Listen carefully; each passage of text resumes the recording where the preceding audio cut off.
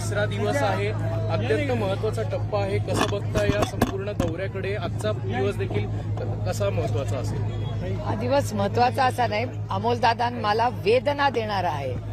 हा जो आक्रोश मोर्चा काढण्याची वेळ आमच्यावर आली आहे, कारण का आम्ही प्रचंड अस्वस्थ गेले अनेक महिने आहोत. 6 महिन्यापूर्वी मी स्वतः पियुष गोयलांना ट्विट केलं होतं आणि सांगितलं होतं की पुढचा हा कांद्याचा प्रवास अडचणीचा असणार आहे, तुम्ही धोरण व्यवस्थितपणे आखा. त्यावेळीच माझ्यावर प्रचंड टीका भारतीय जनता पक्ष म्हणजे भ्रष्ट जुमला पार्टी आणि पियुष गोयलांनी केली होती. मी त्यानंतर त्यांची भेटी घेऊन त्यांना पूर्ण काय धोरण करायला पाहिजे अशी विनंतीही केली होती. पण तेव्हा त्यांनी अतिशय सांगितलं की हे माझं जे बोलणं होतं ते चुकीचं होतं.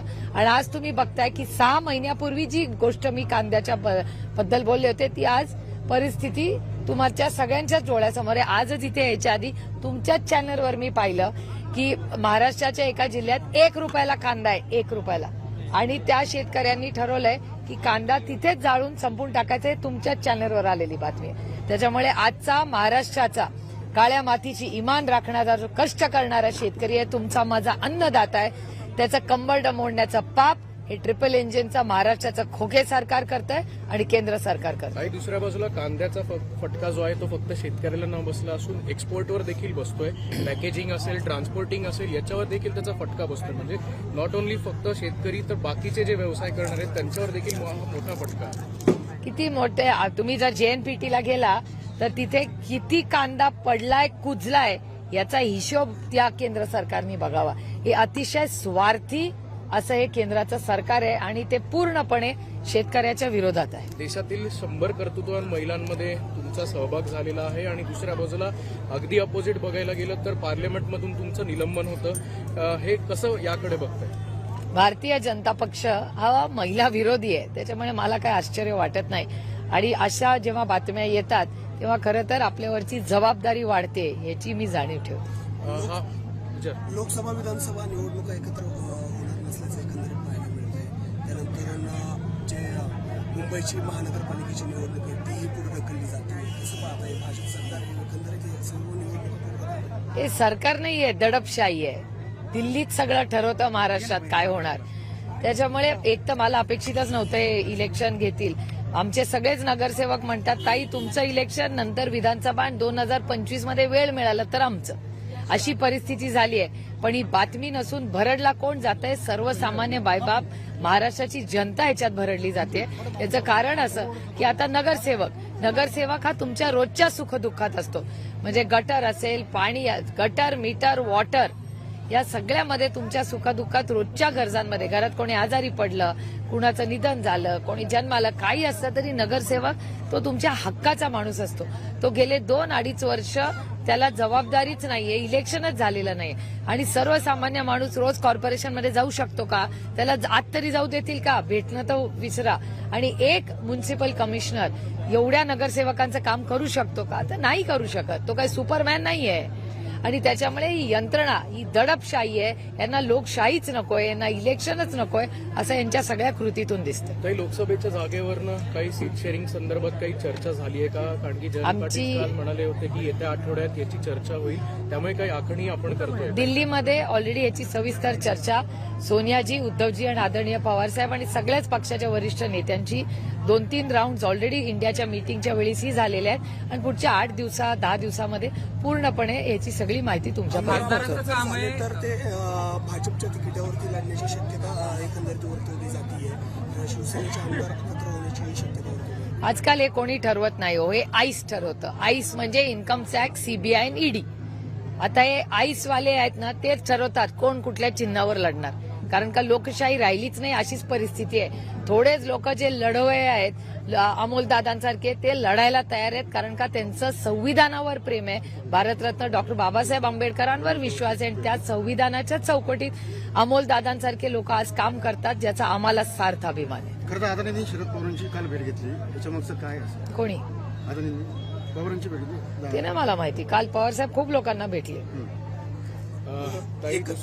जरांगेंची खरं तर रॅली निघती आहे, म्हणजे जरांगे मुंबईकडे रवाना होतात. एकंदरीत हा आक्रोश त्यांचा पुढे येतो की काय एकंदरीत? आता बघूया 20 जानेवारीपर्यंत वेळ दिलेली आहे जरांगे पाटलांनी सरकारला. बघूया काय होतं, अजून 20 दिवस आहेत.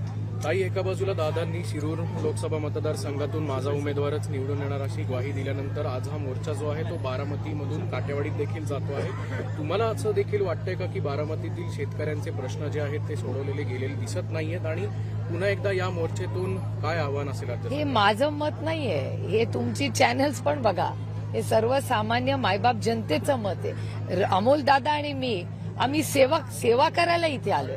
आम्ही दोघं लोकप्रतिनिधी म्हणजे काय, लोकांचे प्रतिनिधी आहोत. आम्ही लोकांचे सेवक म्हणून, लोकांचा आवाज म्हणून आम्ही दिल्लीत बोलतो. आम्ही काही काल्पनिक गोष्टी बोलत नाही पार्लमेंटमध्ये.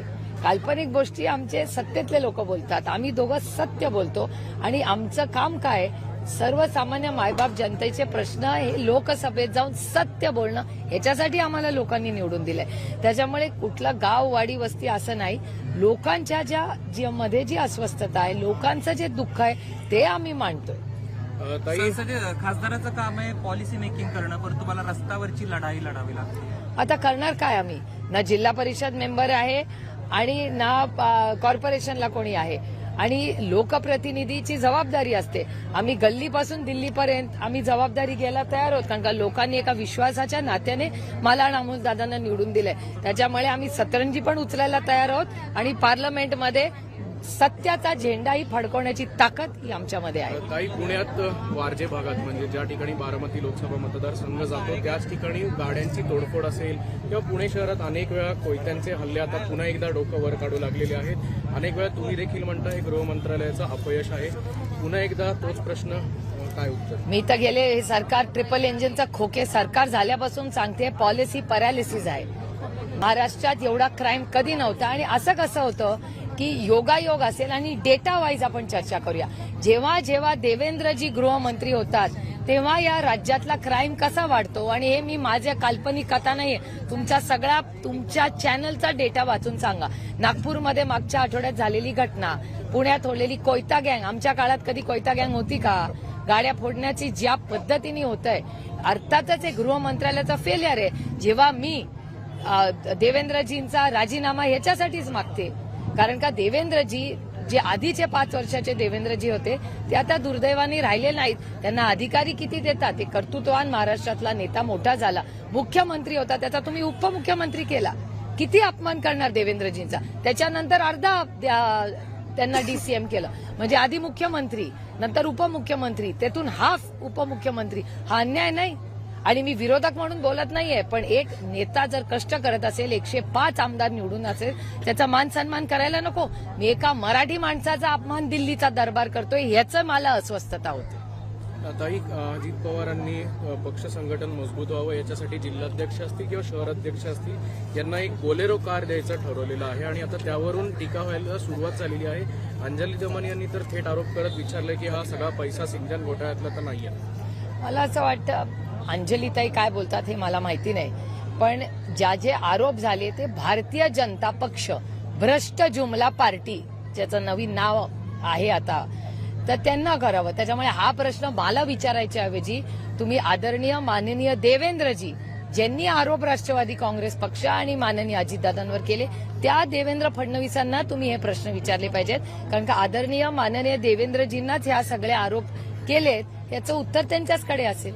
मेहबूब शेख यांच्यावर काल खरं तर अॅट्रॉसिटीचा गुन्हा दाखल झालेला आहे. परत एकदा राज्य सरकार आता केसेस लावून टार्गेट करण्याचा प्रयत्न करतं असं वाटतं. विरोधक असल्या तुमच्याच सगळ्या चॅनलचा डेटा सांगतो की ईडी, सीबीआय, इन्कम टॅक्स, पोलीसची जी यंत्रणा आहे ती 95% ही विरोधी पक्षावरच होते. त्याच्यामुळे ह्या केसेस होतील, त्या जशी लोकसभा आणि विधानसभा जवळ येईल त्याची आमचीही मनाची तयारी आहे की आमच्या सगळ्यांच्या विरोधात खोट्या नोट्या केसेस वाढत जातील. त्यामुळे आम्हाला काय आश्चर्य नाही, यांच्याकडून काय अपेक्षा करणार हो. मोकलवारांनी राजीनामा दिलाय, काय राजकारणात येण्याचे संकेत आहे की काय सांगता येते, तो त्यांचा वैयक्तिक प्रश्न आहे.